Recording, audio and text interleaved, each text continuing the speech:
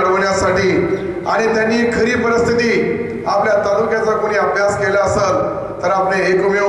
नितीन राऊत साहेब आणि दुसरे आमचे नेते आदरणीय अशोकरावजी चव्हाण साहेब यांच्या माध्यमातून आपण जी विकासाला सुरुवात केली त्यामध्ये केंद्रबिंदू असलेले आदरणीय नितीन राऊत साहेबांना परत एकदा आपण टाळ्याच्या गजरामध्ये सत्कार करावा आणि याच्यानंतर ते राहिलेल्या पिरियड मध्ये जास्त निधी आमच्या तालुक्याला द्यावं ही विनंती खरं म्हणजे आजच्या या सभेच्या माध्यमातून आचारसंहिता असली तरी मला करावं लागल। कारण की नितीन राऊत साहेब एक कर्तव्यदक्ष शिकलेला या महाराष्ट्रामध्ये सर्वात हुशार या देशाच्या राजकारणामध्ये आपल्या राज्याची भूमिका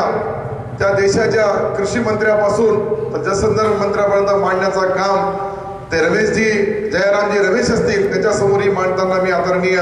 दिल्लीच्या सभेमध्ये दिल्लीच्या मीटिंगमध्ये दिल्लीच्या प्रोग्राममध्ये नितीन राऊत साहेबाला पाहिलेलं आहे। आपल्या सर्वांचे नेते आपले मार्गदर्शक त्यांनी या सिल्लोड तालुक्यामध्ये नव्हे या जालना जिल्ह्यामध्ये प्रचाराची धुरा त्यांच्या खांद्यावर आहे असे आदरणीय प्रभाकररावजी पालोदकर साहेब आमचे मित्र आपल्या सर्वांचे परिचित असलेले युवक काँग्रेसच्या काळापासून तर आता